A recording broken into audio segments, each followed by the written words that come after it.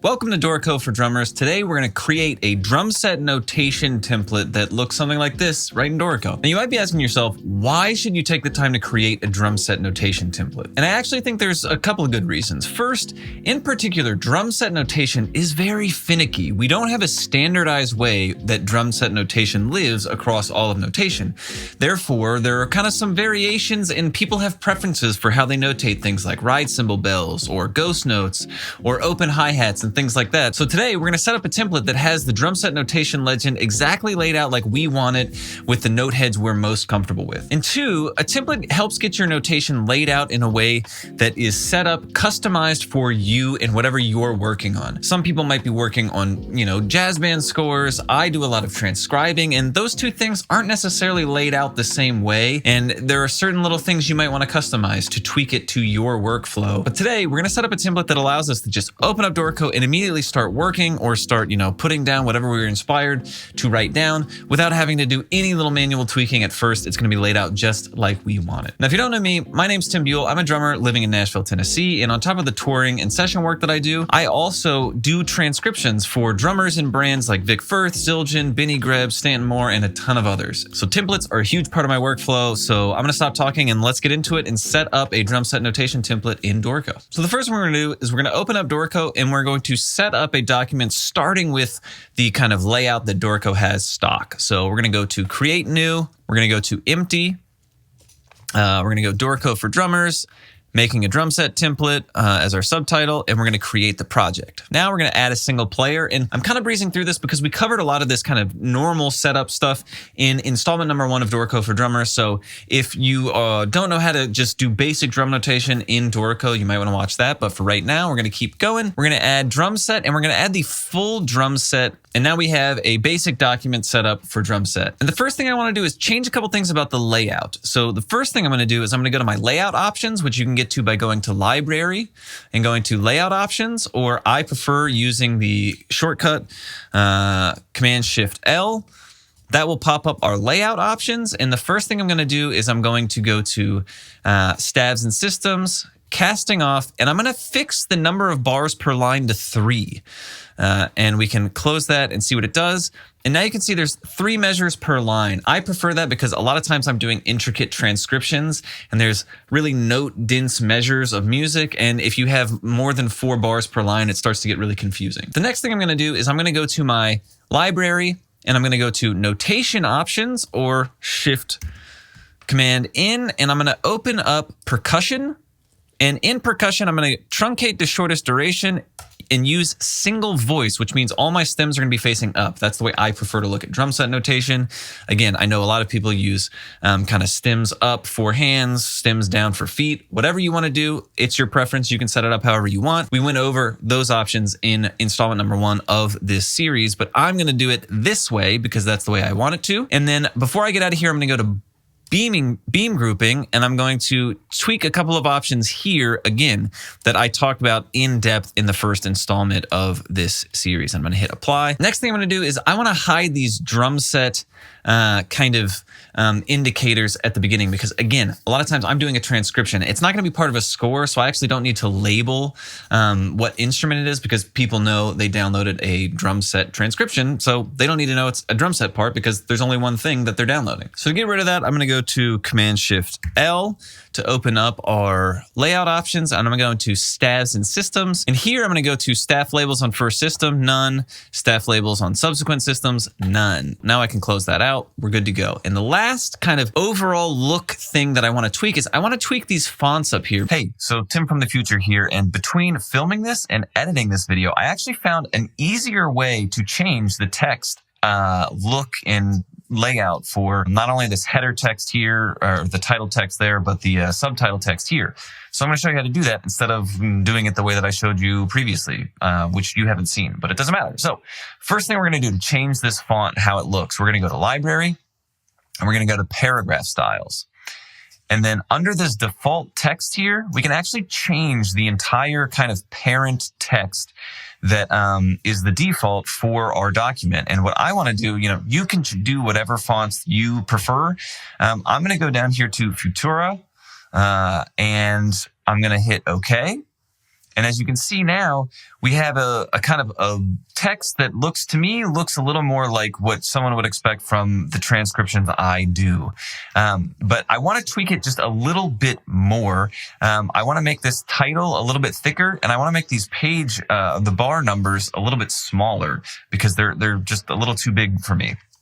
And same here, I want to make the page numbers smaller. So we can go back to Library, Paragraph Styles, and all the way at the bottom here, we can find this, and instead of making it Futura Medium, and as you can see, this font, now that we've set the default kind of parent font as Futura, or Futura, I don't know how to say it, it's doing that for all the categories, and I like that, but instead of medium, I want to go condensed extra bold, and I want to do page number, and I'm just going to size down this page number a little bit. And for bar numbers, I'm going to size this down to 7. I'll do it in the parts and the score, and hit OK. So now bar numbers are much smaller. The page numbers are smaller. I'm really liking how this is looking. I actually want to move this making a drum set subtitle over in the middle. So I'm going to go to engrave, which is Command 3. And as you can see here, we have a couple text boxes. We have a title text box, and then we have this text box here, this text box here. So to actually edit this, I'm not going to edit it right here because that's only going to change it for this. And if I want another title page, if I'm doing like multiple scores in one document or something, if I want another title page, it's not going to change it for all the title pages. I want to find the global kind of change I can make to make sure that every title page I do looks the same. So for that, we're going to go over here to these page templates. And if you don't see this, there's a sidebar you can click out here and then come down to page templates. And we're going to go to first because this is the first page in our document. We're going to double click that. I'll zoom in here. And as you can see here, we have the project title, which we like. That's looking good. You have the project composer and the project lyricist. So I'm actually going to change this. Right now, I actually have the subtitle in the composer area, and we don't want that. So to edit these text boxes, we need to make sure that we have this kind of text box editor clicked. And I'm going to click this lyricist, delete it. I'm going to click this composer box and just drag it all the way over. So now it takes up the whole space. And then I'm going to double click this font or this text here, double click it to select it all, and then just hit align center. And instead of project composer here, I actually want to do project subtitle. And now that I've typed project subtitle here between the two @ signs, that's actually going to automatically fill whatever we have in our project subtitle into this. And before I get out of here, I want to just click this copy page layout from left to right. So now both look the same. It shouldn't matter for most things, but let's do it just as good practice. Then I'm going to hit apply, close this out. And now you can see we have our Dorico for drummers, but now our subtitle is gone. So if we hit Command I, that brings up the project information. And you can see in the composer, as I was setting up the document, I accidentally typed the making a drum set template into the composer. So we're actually just going to highlight all that, hit Command X to cut it. And then in the subtitle field, we're going to hit Command V to paste it, hit apply. And now you can see we have our nice making a drum set template right there, nice and beautiful on our document. And we're ready to tweak our drum set notation legend. So first thing we're going to do is we're going to put in some drum set notation. Again, if you want the basics of drum notation in Dorico, you can go ahead and watch the first installment of this. But right now I'm going to hit Shift in, make sure my grid is on 1/8 notes. I like that. And I'm going to go up to the ride cymbal. I'm going to hit 5 to make sure I'm on 1/8 notes. I'm going to put a couple ride cymbals in here. I'm going to go up with the arrow key, put a couple hi-hats in here, and then put a couple of snare drums in here, and then put a couple of stepped hi-hats in here. The reason I did that is because I want to show you kind of some of the things that I want to tweak. So for me, with my notation legend, I want to make sure that I can write ghost notes that have parentheses around a snare drum note. I want to make sure that when I do open hi-hats, I do an X with a circle around it. Some people do a regular X and the circle is above the staff or below the staff. That's not how I do it. I think it's cleaner when you do an X that has a circle around the X. And then for Ride Cymbal Bell, there's a couple different ways to do it, but I like having a diamond as a ride cymbal bell indicator. And those are the tweaks that I want to make to the drum set notation legend so that it looks the way that I'm used to seeing drum set notation look. So how we do this is we're going to edit our percussion layout. We're going to go Command 1 to go to Setup. You can also just click here to go to Setup. And under our drum set, we're going to hit this little arrow to drop it down. We're going to hit these 3 buttons and we're going to go to Edit Percussion Kit here. And this is everything that's in our percussion kit right now. Some of this you might want to delete because you don't see yourself using, like the cowbell or the woodblock. But for now, what we're going to do is we're going to add a ride cymbal note head that indicates, a ride bell. So we're going to click on ride cymbal here. And again, if you want to change where these notes are located, you can actually drag these around. But we're going to go to ride cymbal here, and we're going to go to Edit Percussion Playing Techniques right here. We're going to click this, and right now you can see there's one ride cymbal playing technique, and it's just hitting the ride cymbal. So I want to hit this little plus sign here, and I'm going to do this. I'm going to search for the word bell and hit OK. And by the way, right now, as I'm adding all these note heads that I'm about to add, they're not going to map to the playing technique. So when you do playback, it's not going to sound quite right. I'm not going to go, this video would be too long if I try to cover all of that. So there's going to be a separate Dorico for drummers in this series that goes over how to map your percussion sounds so that when you get the most accurate playback you can. But today's not going to be that day. I just want to get this drum set notation legend visually looking like we want. So that's all we're going to worry about today. But stay tuned, be subscribed so that when that lesson comes out, you can see how you can notate or how you can tweak the playback functions. But right now we have bell, and for note head set, we're going to go down and we're going to find white diamond note heads. We're going to click that. We're going to hit OK. And now you can see we have the natural and we have the bell. And I'm going to close that. And now if I go over to right, I'm going to zoom in here on this ride cymbal. You can see when I'm right here that if I click on the ride cymbal, you can see it's ride cymbal. And if I hold Option, I can change the overall note that it is. So I can go from ride cymbal down to cowbell, or ride cymbal up to tom or hi-hat. But what I want to do is I want to hold Option Shift and then press the up arrow. And that now gives me my new playing technique of ride cymbal bell. So now anywhere I want to change to a ride cymbal bell, I can click through. While holding Command, I can click through and then just, Option Shift all of those to a ride cymbal bell if I want. That's great. That's the first thing that we want to do. Set up our ride cymbal bell. Good. It looks great. We're done with the ride cymbal bell. But the other things that I want to do is I want to set up ghost notes, and I want to create an open hi-hat that's the X with the circle. So let's do this open hi-hat. And for that, we're actually going to create a new note head that looks exactly like we want it to. We're going to go to Library at the top, and we're going to go to Notehead Sets. And here, there's a bunch of Notehead sets. Don't let this overwhelm you. We don't need to know everything about all what's going on here. But for the first thing that we need to do is we're going to go from Common, we're going to go over to Crosses. And you can see there's a note. This is pretty much what I want the open hi-hat symbol to look like, but I want it to be a little bigger than this. So we're going to create our own note head. So with Crosses, Circle X note head highlighted, we're going to go down here to the bottom and hit this duplicate new from selection. And that gets us a Circle X note heads 1 that looks exactly like our Circle X note heads. And we're going to name this Open Hi-Hats. And open hat. I'm going to name the note head open hat, and I'm going to name the note head set open hi-hats. And I'm going to go here and remove these note heads we don't need. And now on this note head, I want to leave it like it is, but just make it a little bit bigger. And the way I'm going to do that is I'm going to go double click it, and it will bring up this editor. Now I can make this note head look however I want. All I'm going to do is I'm going to take the scale and I'm going to bring the scale up to 155. So now it's the same exact note head, it's just bigger. And now that I've increased the size of it, I need to change where the stem attaches. This little blue X shows where the stem attaches to the note head, and I don't want it to attach to the middle of the note head. I want it to attach to the outer part of the circle. So I'm going to go over to stem, and the stem up attachment southeast, I'm just going to slide over and press this arrow until it looks like it's lining up with the outer part of the circle. And now it is. I'm going to hit OK. And for this open hi-hat, I'm going to go to category, and I actually want this in my common category. We have open hi-hats here. And now I'm going to hit OK. And now I can go back to my setup.